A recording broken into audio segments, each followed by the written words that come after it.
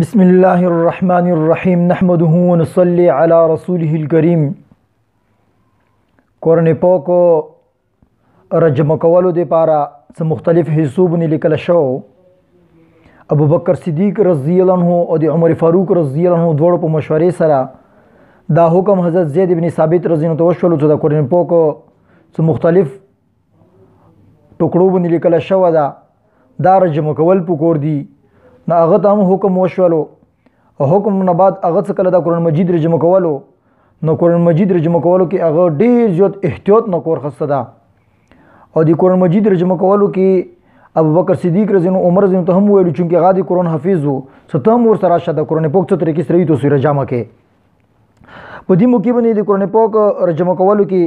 حضرت زید بن ثابت رضی الله عنه سیم کول شو چې دا قرآن حافظ وو د سیم کول شو د قرآن پاک خپل لیکل و او د سیم کول شو چې کوم قرآن پاک حافظون او ایر جمع کړي و هغه نه لیکل و خدای سی و نه کړلو نه خپل یا دوش باندې اکتفا وکړه نه دی هغه صحابه کرامو څخه د قرآن حافظون او هغه باندې اکتفا وکړه بلکې پیغمبر صلی الله علیه وسلم په زمانه کې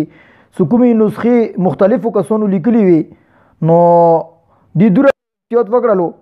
هغه ټولې راوغتلو ټولو ته ویل چې تاسو چوچو سره قرآن پاک نسخې پیغمبر صلی الله علیه وسلم ور باندې لیکلي دي هغه ټولې راوړې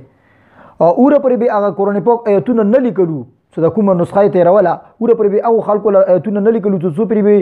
تحریرا ولیکلو چې هغه باندې به دوه ګویان موجود وو چې دا قرآن پاک آیتونه لاس 15 شلو 13 کسانو پیغمبر صلی الله علیه وسلم اوریدلي دي او مو لیکلي دي دي ته تواتر او متواتر ویلی شي. نو تحریرا به دا متواتر لیکل باندې نو موجود یا ګویان به زبانی باندې نو موجود اوره پرې به زید بن ثابت رضی الله عنه د قرآن د نسخې او د آیتونه به چونه نه غسلو او نه به اوره پرې په د نوي نسخې کې لیکلو او څه کله به چوته راوړلو آیتونه نو به زید بن ثابت رضی الله عنه کې یو څوک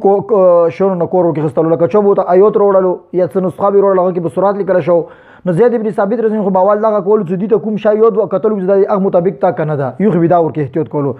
دویم دا غدا صدیق سره عمر فاروق رضی الله عنه ور سره هغه او د دې اردوړ څخه کله وکتلو توثیق پیوګلو چې بالکل دا غدا به اغه بعد اونه وغسلو او دریم خبر دا غدا سیول کله شو آیات ابي ور پر نه قبلولو څو پیری په آیات باندې دوا کسون څنګه قابل اعتبار او غوګوي نه وکړي صاحب بالکل دا آیتونه پیغمبر صلی الله علیه وسلم ایمو په مخ کې دی باندې لیکلي دي دوه کسونه وګوي وکړه به زید بن ثابت رضی الله عنه هغه وغسلو او به په نوې نسخې کې لیکلو دینه بعد دغه لیکلي شوی آیتونو صدقوم آیتونه هغه مجموعو سره به مقابله کوله څنګه نور مختلف صحابه کرامو سره لکه دې سره به کوم سره دا چوبو ترولو دا به نور صحابه کرامو سلام کوله یعنی څه کله به دوره توثیق وشولو اغه بعد به د آیتونه څه کوم نوې نسخه جوړول اخکې به دغه دا به لیکل اغه بعد یعنی ډېر زیات احتیاط کړه دا ورګي ابوبکر صدیق رضی الله عنه په زمانه کې څه کړه د قرآن پاک د جمع کولو دا طریقه سری ته ذهن دروشي سو عمر د زید بن ثابت رضی الله عنه د قرآن پاک پر جمع کولو کې د څه طریقه اختیار کړی د صحابه کرام برتللو دا نو توثیق به ګورو نو به زید بن ثابت رضی الله عنه خبر کړی چې سوره بقره د اخیری آیات لقد جاءکم رسول من انفسکم دا آیات متصو دي ابو خزیمه رضی الله عنه علاوه بچو سره نه ملو شو دې مطلب هرگز دا غنه چې دا آیات صرف اندي سره سره نور سره نو دې مطلب دا غي حکومي نسخې د پیغمبر صلی الله علیه وسلم په زمانه کې بیل بیل لیکلي شوی هغه بیل بیل نسخو کې دا آیات اگر چې نور صحابه کرامو ته یو دوه څو پرانه نسخې لیکلي او کې مو خو دا بیل بیل نسخې وړلې بیل بیل نسخو کې دا آیات صرف ابو خزیمه رضی الله عنه سره بلچو سره نو نو دې دا مطلب دا نه چې دا آیات تواتر ته نه رسیدله تواتر ته رسیدله د دې بقاعده د بنی صحابه کرامو سره موجود خو دا بیل بیل نسخې راوړل شي بیل بیل نسخو راوړل کې دا صرف ابو خزیمه رضی الله عنه موجود بل څه سره نه د پیغمبر صلی الله علیه وسلم په زمانه کې د قرآن پاک آیاتونه راوړل شو جمع کول بشو په یو کاغذ او په صحیفو باندې چونګې نو لیکل شوی هر یو صورت بیل بیل صحیفه باندې لیکل شو د پیغمبر صلی الله علیه وسلم په زمانه کې دا مختلفو صحیفو باندې مشتملو یعنی هر یو صورت په بیل بیل لیکل او ترتیب سره نو لیکل شو لکه اوس قرآن پاک کې څنګه لیکل شو او د نسخې ته ویل شي نو په دې نسخې کې د قرآن پاک آیتونه د پیغمبر صلی الله علیه وسلم څخه ته خیلو په ترتیب باندې لیکلو بالکل مغانو ترتیب سره مرتب شي لیکل شي خو د سوراتونو ترتیب ورکینه او یو سورت لکه د څنګه نن سبا د دانو ترتیب ورکینه بلکې هر یو سورت بیل بیل لیکل شو اندا واجه چې د نسخه څخه ډیره غاټه او ډیره زیاتې صحیفه وي او په دې نسخې کې د پیغمبر صلی الله علیه وسلم په زمانه کې د کومه نسخه لیکل شي قرآن پاک ونه و حروف سکوم رغلی دي نو هغه ټولو کې جمع وو لکه موږ دا خبره کړې څه و حروف مطلب دغه څه لکه د ننشرها دی باندې ټکي به هم نه وو زبر زی پیش به هم نه ور باندې لکه نون ولا ټکي به هم نه وو شین ولا به هم نه وو اندسې به لیکلی شو دا که چوته ننشرها یل اسونو که ننشزها اسونو ادو معنی کې واده خو چوته کوم لهجه کې یل اسونو مغنوم نه بیرو نه دی و حروف مطلب دغه د او قراتونو مطلب اندغه ده په دې کې ټول هغه آیتونه جمع کړي شو چې هغه تلاوت یا منسوخ نه شو دي کې بعضي آیتونه د سیو څنګه ورسره بیا منسوخ شول ختم کړل شو هغه آیتونه هم ذکر کړي شو او د دې نسخې لیکلو مقصد دا و چې یوه صحیح ترتیب سره نسخه جمع ولیکل شي او امت اجماعي تصدیق د دې وکړي او د دې لپاره څه چوته هم به څه آیتونو کې څه مسله وي هغه به اندې نسخې ته رجوع کوي چې د پیغمبر صلی الله علیه وسلم کومه نسخه لیکلې وه نو ابوبکر صدیق رضی الله عنه څه کومه دغه صحیفه لیکلې وه د هغه په زندګۍ کې هغه سره ورسره یعنې دا صحیفه څه کله د زید بن ثابت رضی الله عنه تیار کړله داسې طریقې سره ټول آیتونو تصدیق هر څه وکړه چې دا د ابوبکر صدیق رضی الله عنه په زمانه کې وو دا څه کله ولیکله شوه د ابوبکر صدیق رضی الله عنه سره وه کله چې ابوبکر صدیق رضی الله عنه وفات شول بیا عمر فاروق رضی الله عنه سره وه او څه کله عمر فاروق رضی الله عنه شهید شول وفات شول هغه نه بعد ام المؤمنین حضرت حفصه رضی الله عنها سره دا نسخه ورسره وه او څه کله هغه هم وفات شوله بیا دغه نسخه دا یعنی چې د کوم لیکلی شو حضرت عثمان رضی الله عنه د تیرولو نه بعد د حفصه رضی الله عنه وفات نه بعد دغه نسخه مروان ابن حکم رحمت الله علیه سره وه او مروان ابن حکم دغه خیال وکړ چې بس دې نسخې ضرورت نشته ده ویلي چې عثمان رضی الله عنه اراده وکړه چې دا نسخه صحیح طریقې سره ولیکل شي ولیکل شي دا خبره موږ مخته کوو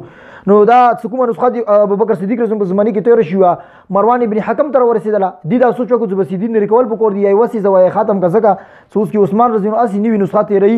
نو د دې ضرورت نشته ده لہذا عثمان رضی الله عنه څه کله د هغه تیرولو اراده وکړله چې دا نوي نسخه جوړه کړله شي لکه دا اوس کومه جوړه ده عثمان رضی الله عنه جوړه کړې ده نو حضرت عثمان رضی الله عنه څه کله خلیفه جوړ شولو نو اسلام عربونه بار ووتلو روم ته ایران ته ورې علاقو ته ورسېدلو او هر یوې نوي علاقې کې به څوک مسلمانېدلو د کوم مجاهدینو د وجې نه به د چوک جهاد ته به لړو هغو خلکو د وجې نه به خلکو اسلام راوړو یا د کوم مسلمانانو چې تجارت ته به کوم علاقو ته لړو هغو د وجې نه به اسلام راوړلو بیا به دغو خلکو هغو ته قرآن پاک هم خیالو او دا و حروف چې د کوم اختلاف ته کې قرات کې قرآن کې اختلاف نشته قرات کې اختلاف ته زنه ټکه به چو اسانۍ سره نه چوله هغه څه کوم بل مختلف ټکه به اندغه ټکي نه به بل صحیح کیو معنا به هغه ته و حروف یا و قرات ته راشي ابي هم متخیلو دغو خلکو ته نو هغه کې به اختلاف نه ویلي هغه ته پاتې وي چې کوم خلک بوتلو هغه ته به ایمون هم خیالو قرآن به هم متخیلو او اختلاف به هم متخیلو هغه ته دې خبرې پاتې وي خو چونګې قرآن پاک او اسلام چې کوم دا ورور او ملکونو ته تللو نو هغه ځونه کې بیا دا چې کوم قرات دي او حروف وي هغه ته به دې خبرې پاتې نه وه نو بیا به هغه وخت کې د جګړې جوړېدلو خطره وه بلکې جګړه به هم ورکې جوړه شوه یوه به ورته چې د ته کوم قرآن یې ته ټیک نه یې ویلې څه یوه به ویلو چې ننشرها بل به چې ننشزو هغه به ورته چې ته والا قرات غلطه بل به ورته چې نه ته والا قرات غلطه نو دې کې یو قسم ته د جګړې طرف ته تلل ورکې خطره جوړه شوله او دا خطره هم وه چې د کوم قرآن پاک متواتر تواتر سره د پیغمبر صلی الله علیه وسلم زمانې نه ابوبکر صدیق رضی الله عنه په زمانې کې عمر فاروق رضی الله عنه په زمانې کې متواتر سره د کوم اختلاف د قرائت په و حروفو سره روان ده نو دې ختمېدلو خطره هم وه نو مدینه طیبه کې خی کې و نسخه موجوده وه چې د کومه زید رضی الله عنه لیکلې وه او په نور عالم اسلام کې چونکې دا نسخه موجوده وه نه ځکه د لانجې او د جګړې خطره شوله نو د دې لپاره حضرت عثمان رضی الله عنه سوچ وکړلو چې دغه و حروف او و قرائت چې کوم دي دغو سره دا یوه نسخه ولیکل شي چې دا نسخه ټول علاقو ته ورسیږي صرف مدینه منورې کې نه وي ویلې څه که ونه رسېدله د تواتر د قرآن پاک چې کوم و حروفو باندې نازل شوی د دغه به یو قسم ته به ختم شي نو بیا به خلکو ته دا پاتې نه لګي آیا دا نسخه صحیح ده که دغه صحیح ده د دې لپاره عثمان رضی الله عنه دا سوچ وکړلو چې یوه نسخه ولیکل شي او دا کور عثمان رضی الله عنه په خپلې زمانې د خلافت کې هم وکړلو او د دې کارنامې تفصیل روایتونو کې هم دا او حدیثونو هم دا معلومیږي چې حضرت حذیفه ابن یمان رضی الله عنه سکله ارمینیا نه اور آذربایجان محاذ باندې جهاد کې مشغول وو ازونه کې هغه دا وکتلو چې قرآن پاک چې د کوم قراتونه دي کې اختلاف شولو مدینه طیبه ته سکله واپس راغلو سیده عثمان رضی الله عنه ویلو جی دا نو منکور ته وکړل شي د کومې نسخې مدینه طیبه کې دي دا نسخې د مختلفو علاقو ته واستول شي ورنه به خلک د يهودو او نصارا غوندې اختلاف کوي لکه څنګه هغه اختلاف وکړلو ویلو چې ته ولا غلطه بل چې ته ولا غلطه نو ازون کې لنجې جوړې شولې نو اوس کې ته دې خبرې علاج وکړه. عثمان رضی الله عنه نه تاسو کړو چې به څه کول په ګور دي. نو حذیفه رضی الله ته جواب کې دا ویلو چې ارمینیا په محاذ کې کوم خلک شامل دي. نو ازو کې مو وکتلو چې ابی ابن کعب رضی الله عنه کوم قرات کولو نو اهل عراق ولا ته پاتې نه هغه بوته ویلو هغه ته دا پاتې نه او اهل عراق کې به څو قرات کولو عبد الله بن مسعود رضی الله عنه قرات وکولو نو هغه اهل شام ولا خلکو نو وریدله. دې وجه نه دې په نتیجه کې یو بل ته لګي چې ته کافری بل ودی چې ته کافری نو دا مسله کې جوړیږي. حضرت عثمان رضی الله عنه هم دې خطرې احساس او اول نه خصدا کله اطلاع ته ملو شو نه په خپل مدینه طیبه کې د سی واقعات کله پیښ شول نو د قرآن پاک یو معلم یو استاد خپل شاګردانو ته به د خپل قرات مطابق څه کله قرآن پاک یلو او بل معلم بل استاد به د خپل د قرات مطابق هغه ته دا یلو نو مختلف استادانو شاګردان کوم دي خپل ماس کې به یو بل ته ملودلو نه اختلاف به یو بل ول اوریدلو نو به بده زده ته غلطه بل بده زده غلطه دا اختلاف بدوره پر خبر ورسېد استادانو ته ورسېدله نو یو بل ته بیا به هغه خپل ماس کې یو بل ته چې توله قرات غلطه بل ته به چې توله قرات غلطه نو حضرت حذیفه رضی الله عنه کله د دې خطرې طرف ته توجه وکړه نو عثمان رضی الله عنه جلیل القدر صحابه کرام را جمع کړل هغه سره مشوره وکړه سمو ته خدا اطلاع ملو شوی دا سبازي خلک دی و بلتا دسي قسم د خبري کوي او دا نمونه یو بلتا یا اینو مو ته خدا ډور دا سو دغه یو بلته یو ته سیمو قرات بهتر د بلو ته سیمو قرات بهتر د دوره پرې د خبره کفر حتی ورسېدل چې یو ته ته کافری بلته بل ته ته کافری لہذا ادی په بری کې ته سوت راي دا نو صحابه کرامو په خپل باندې حضرت عثمان رضی الله عنه څخه نه تاسو کړو هغه او ته ته سوت یې حضرت عثمان رضی الله عنه فرمایلو چې مور راي خدا غدا ساټول خلق ته رجم کړل شي او یو قرآن پاک او یو مصحف ته تیار کړل شي او ځکه د اختلاف کوم جوړیږي د اختلاف به ختم شي کی صحابه کرام مدارای خواخه کړل د عثمان رضی الله عنه کوم خبره ایدی ته ایدی وکړلو حضرت عثمان رضی الله عنه خلق رجم کړلو یو خطبه او ته ویلو زه تاسو خلق مدینه منوره کې زه تاسو مو سره نږدې او قرآن کریم قراتونو په باره کې یو بل ته لګیا تکذیب کولی شي یو ته ته ول ټیک نه بل ته ته ول ټیک نه نو دینه دا ظاهریږي چې کوم خلک مون اوري هغه خو نور هم په دې مسلې کې تاسو مو سره مدینه منوره کې سره یو بل ته ته ول ټیک نه بل ته ول ټیک نه چې کوم خلک اوري دي هغه بیا دینه زیات لنجا جوړ شي دې واجب حضرت عثمان رضی الله عنه حضرت حفصه رضی الله تعالی عنها پیغام وسولو او ته ورته تاسو سره کوم د ابوبکر صدیق رضی الله عنه کومي صحیفه موجودي هغه مو تر وسته څنګه مو خپل د کوم مصحف جوړو هغه ته نقل کو بیا به ته واپس کو نو حضرت حفصه رضی الله عنها صحیفه تر وسول عثمان رضی الله عنه حضرت عثمان رضی الله عنه صحابه کرام جمع جوړل حضرت زید بن ثابت حضرت عبد الله بن عباس نه حضرت عبد الله بن زبیر حضرت سعید بن العاص اور حضرت عبد الرحمن بن حارث بن هشام دا څلور کسونو دا کسونی بودی بنی ولګولو هغه حضرت ابوبکر صدیق رضی الله عنه کومي صحیفه تیار کړی وي هغه نه مصحف تیرول شروع کړلو په دې کې کوم سورتونه مرتب او هغه سورتونه هم هغه ترتیب ورکړلو دا څلور صحابه کرام حضرت زید انصاری رضی الله عنه او د بکی درې کوم یعنی زید رضی الله عنه انصاری صحابي او د نور درې کوم د قریشي صحابه وو دې وجه حضرت عثمان رضی الله عنه ویلو څکله تاسو اختلاف راوللو په قرآن پاک په وی سي کې قرات کې اختلاف راوللو یعنی زید رضی الله عنه انصاری صحابي د ادري قریشي صحابه دي نو ته چې تاسو د قریش مطابق هغه ولي کوي چې قرآن پاک د قریش په زبون باندې نازل شو دا بنیادی طور باندې دا کور د څلورو صحابه کرام متوس پرل شو لیکن نور صحابه کرام هم د دې سره مدد وکړلو اور باندې ویل ګورو نو دغه صحابه کرامو د قرآن پاک په دې سلسله کې یو څو کارونو خیال ورکې وساتلو اول لا څه د ابوبکر صدیق رضی الله عنه زمانه کې کومه نسخه تیار شوی هغه کې خسورتونو ته ترتیب نه ورکړل شو او صرف لیکل شو ترتیب مطابق خسورتونو ترتیب ورکې نه بلکې هر یو صورت بیل صحیفه باندې لیکل شو نو دا صحابه کرامو هغه ټول صورتونو ته ترتیب ورکړلو او یو مصحف یعنی یو قرآن پاک تیار کړو قرآن پاک آیاتونه د څه طریقې سره ولیکلو په دې کې د کوم لیکلو ته رسم الخط لشي دا رسم الخط کې هغه ټول متواتر قراتونه هغه مختلف قراتونه آیا ټول ورکی ولیکلو او په دې باندې زبر زیر پیش او نقطې لکه نون ته ب ته ت ته سین ته د کوم شین ته کومې نقطې چول شي دا نقطې ور باندې ونه چوري دې لپاره څنګه کوم متواتر قراتونه دي څه دا ور باندې ونه چي به څوک په کوم زبان کې کوم قرات کیای هغه لپاره به دا به اوسونه وي لکه مو ته وایي چې نن شروع نن شي زها یا ثبتو یا تبینو دې ته به ټکی نه وچولي بس چا کوم یاره شو چونکې هغه خلک په دې کې دوره ماهر وو هغه به د دې تلاوت کوله شو هغه ته پاتې لګېدله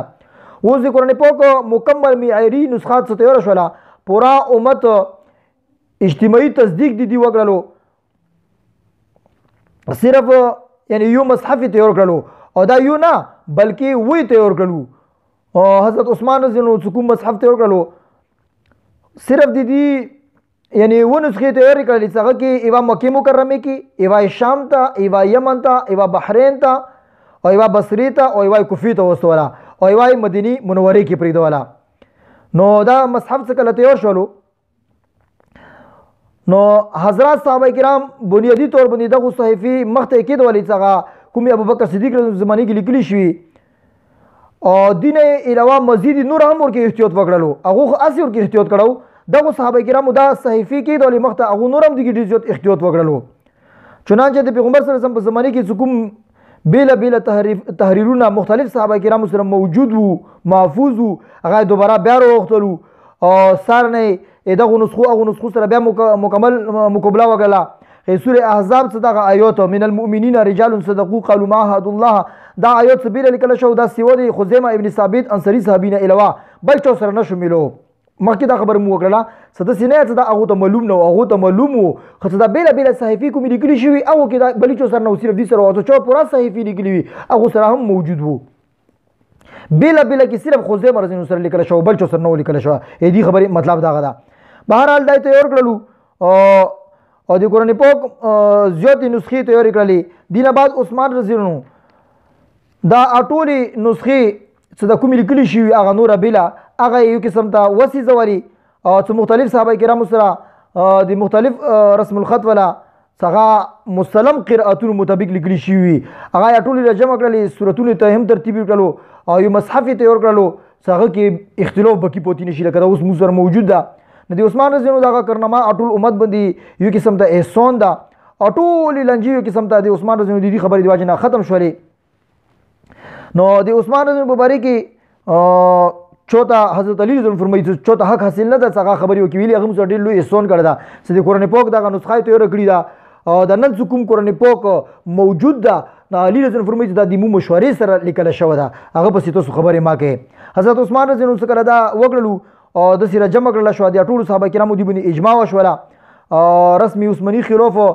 نور طریقو سره قرآن پاک لیکل جایز نه دي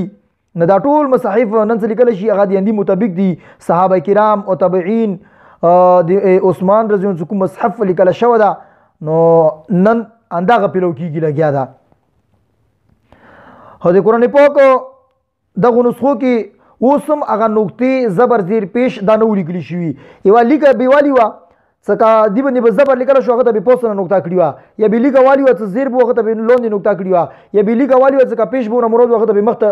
نقطه کړی وا او کبه په دوا زبرونه مراد به پوسټ وی کله دوا زیرونه به لوند دی نقطې او کله دوا پیشونه مراد به سیرته او ته دوی هغه نقطې چولی شوی بس خلکو ته به د قرات پاتې لیکل دا نو د زبر زیر پیش کوم دی دا هغه ټیم کې نو چولی شوی بهرحال چونکه اهل عرب هغه ته دا پاتې لیکل هغه څه کې د نقطو چولو ریواج نه هغه ته ډیر قرات واجب نه هغه ته پاتې لیکل چې دیزو کې دا قرات هم شته دا قرات هم شته چونکه ځکه اسلام او پیلو کېدلو او دا قرآن پاک نور خلکو ته وریا خلکو ته رسیدلو نو بیا هغه ته مشکل شو لکه مو عجم خلکو ته زبر زیر پیش بده نوې نقطې نوې چولی شي مشکل نو دی واجب نه بیا دیگه په باره کې اختلاف ته صدا نقطې ور باندې چولی نو بعضی ابو الاسود دولی دغه کور وکړلو او بعضی نه دغه کور حضرت علی رضی الله یلیو هغه وکړلو او بعضی د کوفی گورنر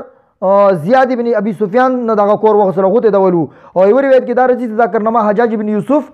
د حضرت حسن بصری یحیی بن عمر اور ابو نصر بن عاصم لیسی په ذریعہ سره دا کور وکړلو نو لفظونو باندې شروع قرآن پاک کې د حرکات زبر زیر پیش نو او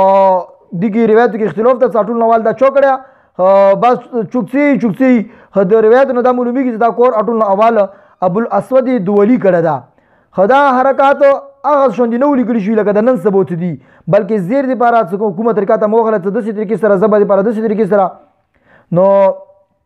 دا کور حجاج ابن یوسف یحیی ابن عمر رحمت الله او نصر ابن عاصم لیسی اور حضرت حسن بصری رحمت الله په ذریعہ سره پیدا وکړلو څورسته پیدا نقطې د څه کوم حرکات دي دا اردوړه یعنی بیا هغه داسې وکړلو څه دغه څه کومه لیکي ربیوالي د پوسټ نقطه به کوله دې لپاره به زبر مقرر کو بل لپاره زیر مقرر کړلو بل لپاره به پیش مقرر کړلو د نن څه مو د کوم صورتونه ګورو د زبر زیر پیش څور جوړی شي یا شد مد همزه د هغه زمانه کې به توځ کړلو دا به لیکل شروع کړلو بهرحال قرآن پاک پر جمع کولو کې ډېر زیات احتیاط شوی د پیغمبر صلی الله علیه وسلم په زمانه کې هم لیکل شوی ابوبکر صدیق رضی الله په زمانه کې هم لیکل شوی هغه ډېر احتیاط شو به عثمان رضی الله په زمانه کې ځکه اختلاف د قراتونو شروع شول نو به دي کې نور هم ډېر زیات احتیاط کړی شوی دا صحابه کرام دي ډېر زیات خوري کړی دي الله تعالی د صحابه کرامو ټول ته اجر عظیم نصیب کی به ورسته علما کرامو ته د الله پاک اجر عظیم نصیب کی دا قرآن پاک تواتر سره متر روان ده هیڅ اختلاف ورکی نشته نن دا قرآن پاک مصحف عثماني په شکل او صورت کې موجود ده نو رسم الخط څنګه دی عثمان رضی الله عنه کوم مصحف لیکل هغه مطابق وي منل بشي پیغمبر صلی الله علیه وسلم تواتر سره روان وي هغه قرات منل شي او د عربو د قواعد مطابق وي هغه به منل شي الله پاک دو متو سټول ته د عمل کول توفیق نصیب کی آمین برحمتک یا ارحم الراحمین.